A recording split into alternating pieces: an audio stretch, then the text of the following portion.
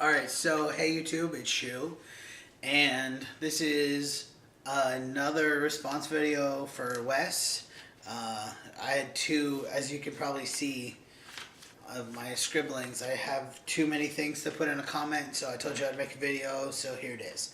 So first things first, I'm gonna start at the end and then go back to the beginning, because it's just easier that way. So first thing is, yes, I'm on your side with all of this. My questions were more of along the lines of clarification, because I know other people just assume things and don't ask questions, and I'm not afraid to ask questions. You said that your friend, that you weren't blaming your friend or Dr. Medali or the insurance company, and I'm not either. I'm not blaming anyone.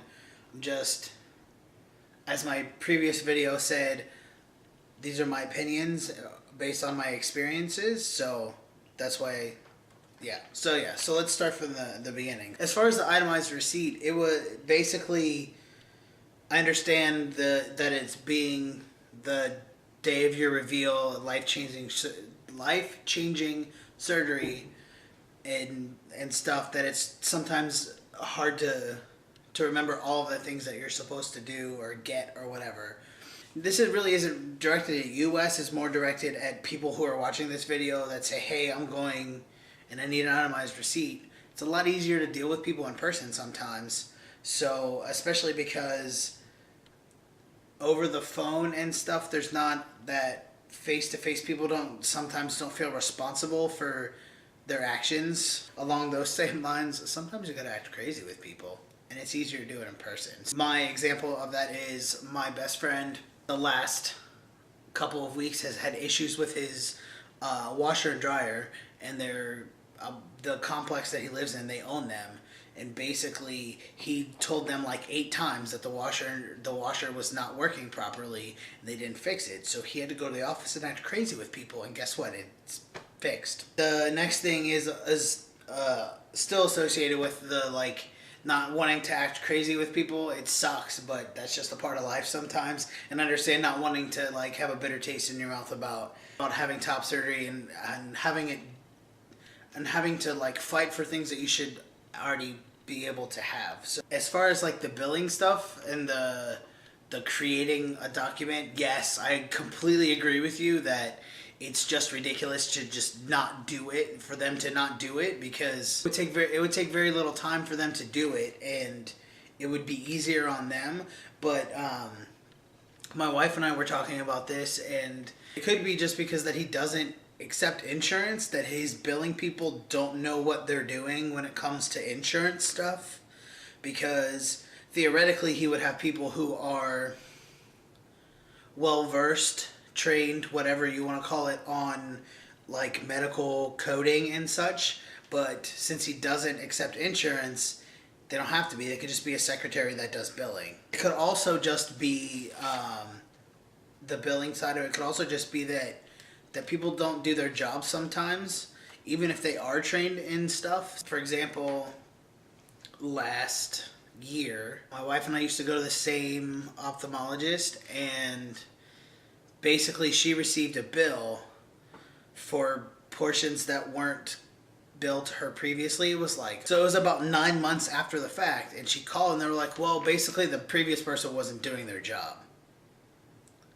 And so we were just confused as to why she had to pay this bill, because somebody didn't do their job, especially when and it's a little easier for us because we know this doctor. I know where he lives because I've driven past his house, because it says his name on his mailbox, and I'm pretty sure his house is in the millions. So I'm pretty sure he can afford to write off the $65 because his employee wasn't doing her job, but he didn't, so she had to pay it anyway.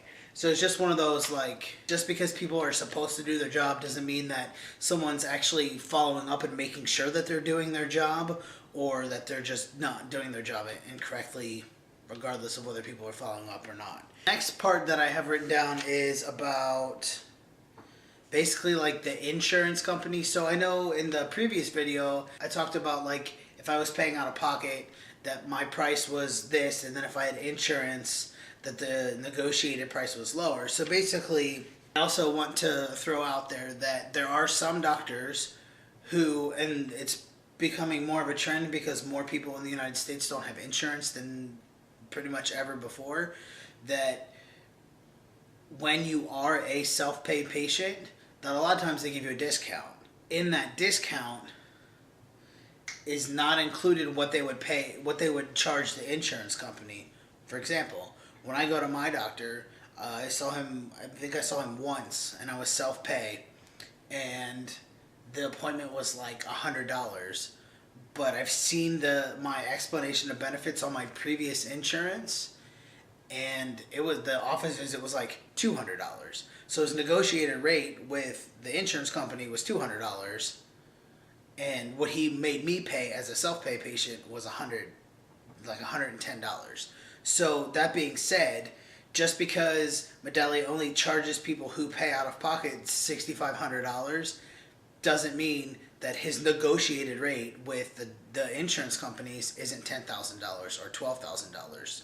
Unless you like see the actual explanation of benefits, there's really no way of knowing what the actual negotiated rate is. I do agree with you that it's a broken system because, like I said previously, with the charging self-pay patients more or less, and then what the negotiated rate with the insurance company is, why is it not all the same? Because if you can charge me as a self-pay patient $110, why are you charging the insurance company $200? Or vice versa, if you're not a doctor that gives discounts, why are you charging me $150 when the insurance company will only give you $100? It's a broken system. Kind of is what it is. This is my last thing. I don't know who it was that commented that said they only paid $1,400 for their top surgery with Dr. Medalli. It could be that those two guys have the same insurance, but just because you have the same insurance doesn't mean that your co-payments and your deductibles are going to be the same, because every insurance company has like millions of different plans, and it's whatever plan that your employer, it's what they provide. So for example, my previous employer, I had Aetna, and it was the greatest insurance ever. I only paid $10 to go to pretty much any doctor. I didn't pay for dental visits. It was awesome. I didn't pay for a lot of stuff. So I lost that job, and now I'm on my wife's insurance, and I've heard this from other guys and it's Anthem, so they'll cover top surgery. It's specifically, they'll cover pretty much any trans-related surgery. It is specifically written into our specific policy that they will cover it. But I also know other people who have Anthem and it's not covered. But I also, when I had Aetna, it was not covered, and I heard other people who had Aetna that it was covered. So it depends on your individual policy, and just because one person who has that same insurance pays $1,400 doesn't mean the next person is going to pay the same thing unless they have the exact same plan that covers the exact same things. I think that's all I have. I don't really have any more questions. I just wanted to clarify some things and put some more information out there, like, because I feel like this little dialogue we have can be helpful for people that specifically search for it, or I guess stumble across it on our channels, because it is becoming more accepted that insurance companies will pay for these things, and I feel like we need to educate ourselves so we can educate others in the future and everyone else, so we all know what's going on and how to get things taken care of the first time. So hope you have a good one, and peace.